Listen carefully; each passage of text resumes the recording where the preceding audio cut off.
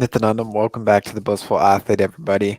Bit of a different video this evening. Wasn't necessarily planning on this one. My family dog that we've had since I was 18 years old had recently just passed away today, and it was a really emotional day for both my family and I, and um, a little bit more different for my parents and my brother and his wife as opposed to my own personal experience. And I think the reason why is just the concepts that we have of death and acceptance of death.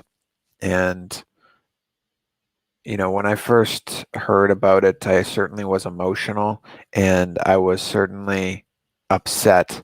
Um, and I think it was really important for me to feel those emotions. And so what I did was I sat down and I cried, and I experienced everything that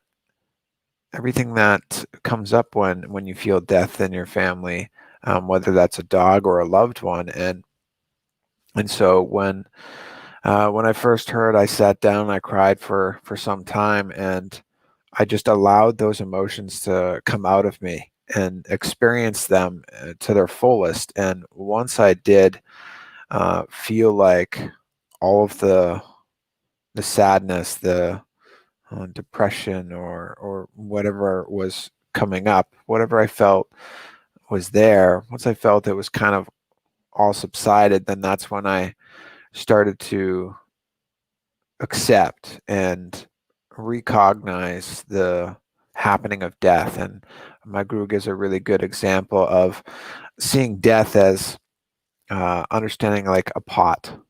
In a pot, an empty pot, it may be empty, and outside of the pot may be empty. And our physical body, much like the pot, when it breaks, when we die, whether it's an animal or a human being, the pot, the contents of the pot is still alive. It's still there.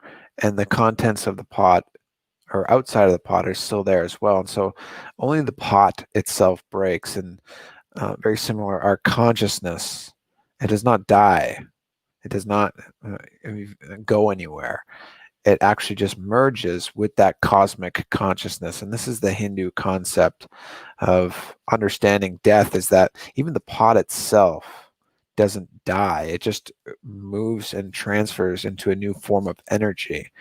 And so dealing with death from a Hindu approach, specifically today, that was the one concept. And obviously there's a lot of different things that you can keep in mind, but that was the one concept that I really just meditated upon. It happened to come within my inner space, and especially during this time of where my guru's continuously talking about unclutching. Um, Last night I talked about the 9 levels of unclutching, and 2 of them, the main levels, or not the main levels, but 2 prominent levels of unclutching is unclutching from our emotions. So after I really experienced all of my emotions, I unclutched, I disengaged, and I allowed the emotions to express, but then I unclutched and released any attachment to those emotions. And then also the next level or another level is unclutching from the patterns, the biomemories, the attachment that we may have to our loved ones that makes it so difficult, which is the reason why we suffer. Anytime that you lose somebody in your life, the suffering that we experience is ultimately a choice. And so unless we consciously choose to relieve ourselves of the patterns of the attachment to that being, of course, honoring the being, honoring for me, in my case, my dog, and you know, just being in a space of such deep gratitude and love towards her name was Shelby, the experiences that we've had together. And I'm sure I'll still have some emotions rise up here and there when you recognize that she's no longer here, that your loved one is no longer here. But to really disengage or unclutch again and again from the patterns that hold us onto that suffering, that keep us holding on to suffering. That was what really came up in my inner space after I sat down and cried, and then guided myself into a deep meditation. And so tonight, I'm not necessarily going to guide anybody into a meditation, but really just talk about what I went through when I experienced the death of my dog just today. And as you can tell, my inner space it's not as excited and whatnot when I speak about this. But I think it's really important as well to understand that life is also, or death is also a celebration. Death doesn't mean destruction itself. Samsara doesn't necessarily mean destruction. It means rejuvenation. And so I I know that my dog is either liberated by the grace of my guru or is going to take another birth again, most likely as a human being. And with that understanding, that allows me to celebrate a new birth. She may have already taken birth in another body. She may be waiting to come into the family through another body. And so when I focus less on the attachment and the suffering that I'm feeling because I don't have her in my life anymore, and I start to celebrate the life that she had, the experiences that we've had, and the life that she's going to move on to experience, that I know supports me in this passing and this process. And so if somebody is struggling with a death, a recent death in your family, I think these are some powerful cognitions that could help you out as well. And again, not to say like I'm so strong, or that you need to have, completely detached from your emotions, because that's just not the case. Like the emotions that you feel need to be acknowledged, need to be expressed, in my opinion. And you need to dive deep within them. If you feel that you need to cry and mourn, you need to do that. You need to get into that emotion, allow it to express. And the deeper that you do dive into that, and like I did, I really do recommend people to sit down and meditate and just cry. Just cry. If you need to cry for an hour, 2 hours, then do so. But there will be a point where you need to disengage, unclutch from that sensation, or from that attachment, because life and death is an aspect of life. They're both the same side of the coin, of the same coin. Two sides of the same coin. When my dog dies, I know that means rebirth. So we can focus on death, or we can focus on rebirth. And so I'm choosing to celebrate the life that I had with her tonight rather than mourn her loss. And I'm choosing to celebrate the fact that she is going to take another birth. And I'm choosing to celebrate the fact that she is a conscious being, that her body has just perished. Her body failed her at the end of her life. And now she has this amazing opportunity to be in a new body and take another birth to celebrate existence, which is the reason why we're here. We're here to celebrate life and to achieve our highest possibilities, the ultimate state of consciousness. And now that she's taking a human birth, most likely, if she decides to take another birth, then I'm extremely excited for her.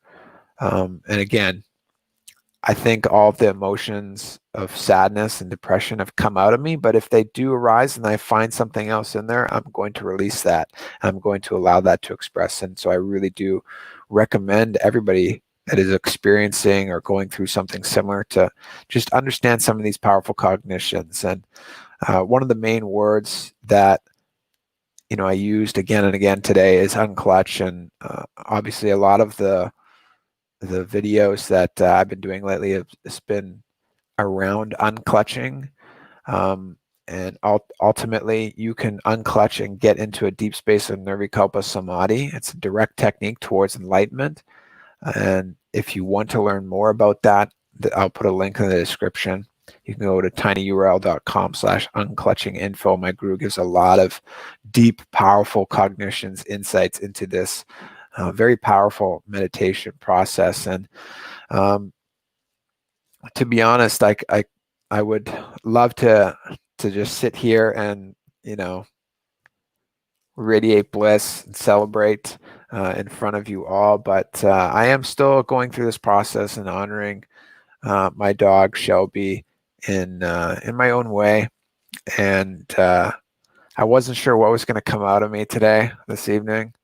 It seems more like I don't know. When I talk about it, I have a little bit of water coming out of my eyes, but more smiles of the times that I've had with her. She was a beautiful being. She was I think she was jealous quite a bit of anytime my dad and I or anybody would hug, she would bark because she wanted to be a part of it. And so um, she was a part of our family. She was a very close aspect of my immediate family in a lot of ways, and I will miss her. But I know that if anybody's ever read The Art of Racing in the Rain, it's an awesome book with a very simple Hindu concept, and that's that the science of rebirth. And I really recommend reading Art of Racing in the Rain if you've never read it. It's about a dog that lives this life, and his owner is a race car driver, and um, it just gives the perspective of a dog's life, looking at it and connecting and relating to humans and whatnot. And at the end of the story, I don't want to bust it, but I'm going to. If you don't, if you're going to read the book, I don't want to ruin it. But at the end of the story, the dog passes away, but eventually takes birth as a race car driver themselves. And I think it's such a beautiful uh, end to the story. There's no death. There's only rejuvenation. And so, if you're struggling with this, just contemplate on that, meditate on that, and remember to unclutch and experience your emotions, experience the pain that you're going through, but to focus again and again on unclutching and remembering that life is eternal.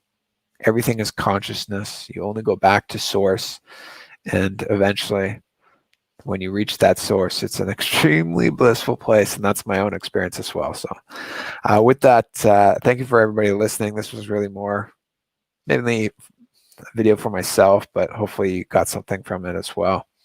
I appreciate your listening, and I look forward to sharing some more videos in the future, and tomorrow will be a different type of meditation. So take care, everybody. Be blissful. Nityananda.